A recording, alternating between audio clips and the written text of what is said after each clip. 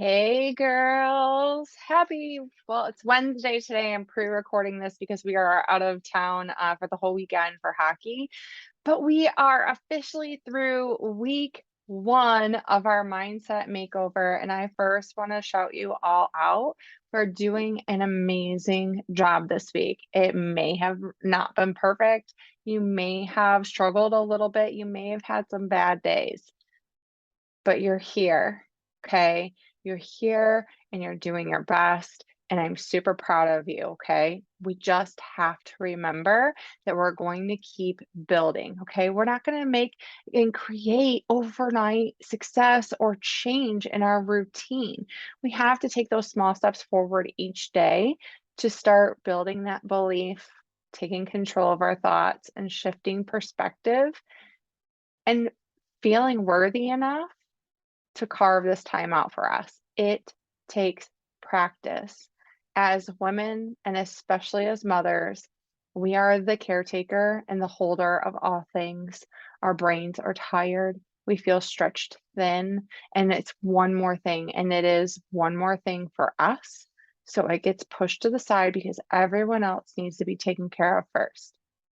This is your friendly reminder that you are a priority, that you need to learn to be your number one priority because your family deserves to get the best of you, not what's left of you. That means we have to learn to ask for help around the house, help with doing the chores, to have the space, to have a little bit of alone time. Okay. It'll take practice. It's having those difficult conversations with your spouse or a loved one or the kiddos to let them know. I know it's not easy. I've been on this journey with a toddler, just one kiddo, and then I was pregnant, and then I had a newborn baby with a toddler, and then I've gone through every phase up until now, and they are 12 and 9. I understand that it can be challenging. But I am also telling you, you are a priority and it is doable. Okay. So keep practicing the habits that we have put in place with our journaling, our gratitude, showing up for our workouts, getting some sort of movement in each day to create that energy, being mindful with nutrition and water. Okay. We're going to keep building on that. Today, I want to teach you a process. It is actually fairly new to me as far as doing it this way. It is a thought model, and it is to help us create or more so take control of our thoughts. Okay. We can't always control the first thought that comes into our head, right? Our brains just automatically look for things, they say things, and when we've been in maybe more of a negative cycle, it's our brains kind of automatically go to that negative thought, right? They automatically go to the negative. But as we grow through this process and we start to shift our perspective and we start to take things in and process them before really letting our brains run with it, we can learn to shift our perspective. We can look for the silver lining in difficult situations. We look for the positive things that are going on in life because, my friends, where focus goes, energy flows. Okay. So I want you to think about that. That's something to live by. Okay. Is where focus goes, energy flows. Start focusing on all the good things around you, the things that you're grateful for. That's one of the reasons that we practice gratitude, but not just saying, I'm thankful for my house, I'm thankful for my car, I'm thankful I have a job. Yes, you're thankful for those things, but those are big things. We want to shift our mind to look for the little things each day. This morning, when I woke up, my older son, he acted like he was going to fight me because he's just messing around. Little quirky things like that. When I put my youngest to bed every night, he has to have a big squeeze. Those little things that have happened in the last 24 hours, okay? that are usually so little, they seem insignificant. But when we start looking for those little things, your brain will find more of them and you'll start to attract more of them. Okay. So, because we can't always control the first thought that comes into our head, we can learn to take control of that thought. Is it truth or is it just a thought? And we can learn to decipher.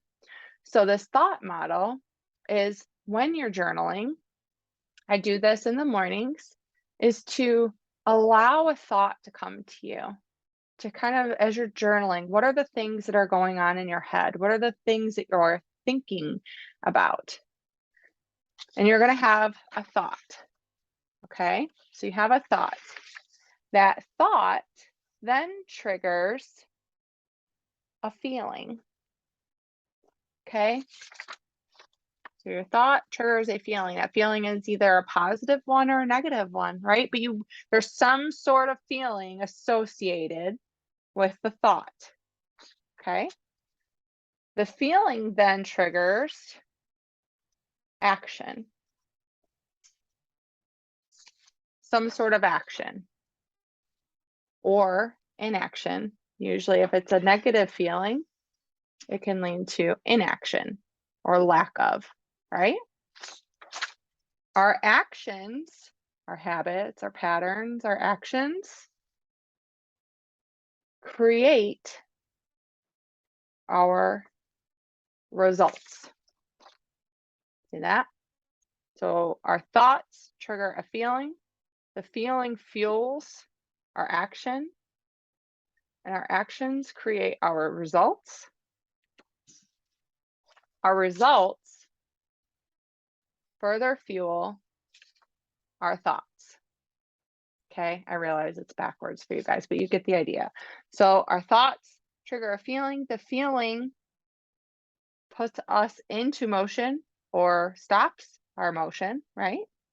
Our actions create our results, and then the results either prove our thoughts true, which we'll talk about in a minute, or they empower us to keep working towards our change. So you can see how this is a loop. So you literally, the thoughts that are in your head that either keep you from starting or keep stopping you in the middle of creating some change, it's probably because something's triggering inaction, and the inaction is not creating results. So then you go on this downward slope, right? You literally get stuck in that loop in your head. And then you further say why you suck at this, or why it's not working, or why you can't do it, right? So here is I just did one thought to keep this video a little bit shorter. A thought, I don't have time. The feeling could be overwhelmed, discouraged, stretched thin, tired. The action, none. Why start? I'm already too tired. I'm already overwhelmed. I don't have enough time. It's just going to be too much. So the lack of action then creates what result? The result is no progress, no change, not trying. So what does the action of doing nothing and producing no results then do? Further fuels that you're a failure, that you can't do this.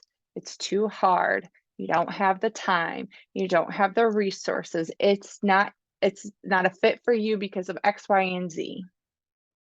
Right? Can you see where this is going? You further fuel the negative thought, which then creates more negative feelings, less action, and then no results.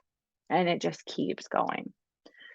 But what if instead of I don't have time, what if we allow ourselves to think that? Okay, we wrote it out. I don't have time.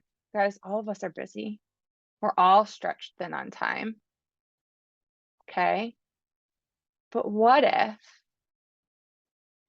Instead of I don't have time, we flip the thought. So this is the process of how you work through this when you journal.